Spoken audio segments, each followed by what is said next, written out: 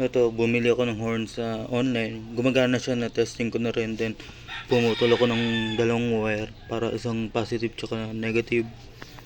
Yung negative na lang yung puti. So, yun yung nakita kong wire.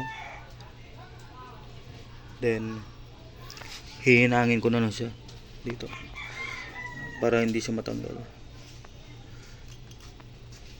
Ayan, nagtap tayo.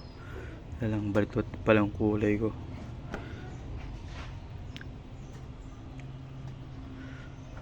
Ayan, hindi natin pinutol para in case na balik natin sa stock, may magamit pa rin tayong sakit.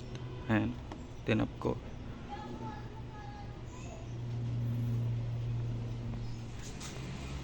Ayan, natapos na din. Ito yung busina niya ngayon.